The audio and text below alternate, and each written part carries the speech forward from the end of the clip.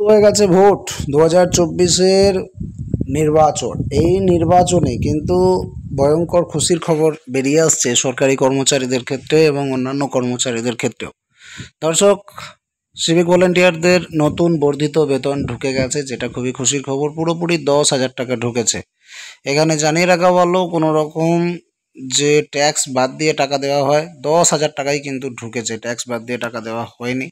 পরবর্তীকালে হয়তো বা ট্যাক্স বাদ যেতেও পারে, কারণ যে সমস্ত চুক্তিভিত্তিক কর্মচারীরা 10,000 টাকা বেতন পায় তাদের কিন্তু ট্যাক্স কাটা যায়, 110 টাকা করে কেটে নেওয়া হয়। তো সিভিক ভলেন্টিয়ারদেরকে দেখলাম ট্রেজারি থেকে 10,000 টাকাই পাঠিয়েছে, 110 টাকা কেটে পাঠায়নি। তাহলে ট্যাক্সটা না কাটায় সিভিক ভলেন্টিয়ার বন্ধুদের সুবিধাই হয়েছে, প্রথম ব্যাপার। তাছাড়াও বিভিন্ন কর্মচারী যারা চুক্তিভিত্তিক কর্মচারী ছিলেন, বেতন কিন্তু বেড়েছে, আর বাজেটে যা যা ঘোষণা হয়েছিল সেই বেনিফিটগুলো অলরেডি অ্যাকাউন্টে আসতে শুরু করেছে। ইনফ্যাক্ট লক্ষ্মীর ভাণ্ডারও ঢুকে গেছে, বর্ধিত লক্ষ্মীর ভাণ্ডার 1,000 টাকা করে ঢুকছে, কারো কারো 1200। তার সঙ্গে সঙ্গে যাদের যাদের বেতন বৃদ্ধি হয়েছিল নতুন আর্থিক বছরে, বেতন বৃদ্ধির যে ঘোষণা করা ছিল 1 মে, প্রত্যেকেই নতুন বর্ধিত বেতন পেয়ে গেছে, সিভিক ভলেন্টিয়াররাও পেয়ে গেছে। এবারে আরও কিন্তু বেতন বৃদ্ধির খবর আসছে, আরও 14% বাড়তে পারে। ডিএ নিয়ে তো তোলপাড় চলছেই রাজ্য জুড়ে, আপনাদেরকে লেটেস্ট আপডেট দিয়ে দিচ্ছি। 1 মে বেরিয়ে আসছে খবর, 1 মে থেকে এই সুখবরটি পেয়ে যাবেন আপনারা। দেখতে পারেন এখানে বলে দেওয়া আছে, লোকসভা ভোটের আগে গত ফেব্রুয়ারি মাসে রাজ্য বাজেট পেশ করে একাধিক ঘোষণা করেছিল পশ্চিমবঙ্গ সরকার। সেখানে একদিকে যেমন বাড়ানো হয়েছিল সরকারি কর্মীদের ডিএ অর্থাৎ মহার্ঘ ভাতা, আবার ঘোষণা হয়েছিল 50 দিনের কাজের প্রকল্পেরও, যেখানে কর্মশ্রী প্রকল্প নাম দিয়েছিলেন MGNREGS জব কার্ডের কাজটাকে বন্ধ করে, কারণ সেটা ছিল কেন্দ্রের প্রকল্প, কেন্দ্র টাকা পাঠায়নি, তাই মুখ্যমন্ত্রী দায়িত্ব নিয়ে গ্যারেন্টি সহকারে 50 দিনের টাকা দেওয়ার কথা বলেছিলেন এবং 50 দিনের কাজ দেওয়ার গ্যারেন্টি দিয়েছিলেন, প্রয়োজনে সেটা 60 দিনও দেবেন বলেছিলেন। বাজেটের ভিত্তিতে এপ্রিল থেকেই রাজ্যে একাধিক নতুন নিয়ম চালু হয়েছে। ঠিক কী কী পরিবর্তন হয়েছে একটু বলা হচ্ছে আপনাদেরকে।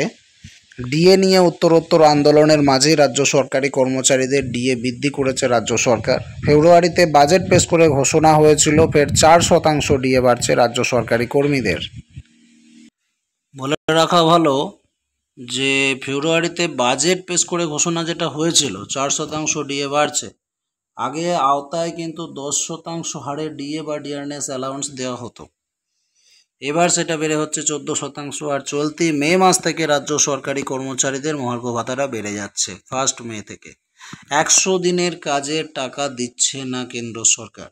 রাজ্যের এই অভিযোগটা কিন্তু বহুদিনের। এবার কেন্দ্রীয় বঞ্চনার বিরুদ্ধে রুখে দাঁড়াতে কেন্দ্র সরকারের 100 দিনের কাজ, যেটা MGNREGA মনরেগা, ওটার ধাঁচে মে থেকে রাজ্যে কর্মশ্রী প্রকল্প চালু করেছে রাজ্য। পশ্চিমবঙ্গ সরকারের আওতায় এই প্রকল্পের মাধ্যমে বছরে কমপক্ষে 50 দিন, ম্যাক্সিমাম 60 দিনের কাজ পাবেন জব কার্ড হোল্ডাররা।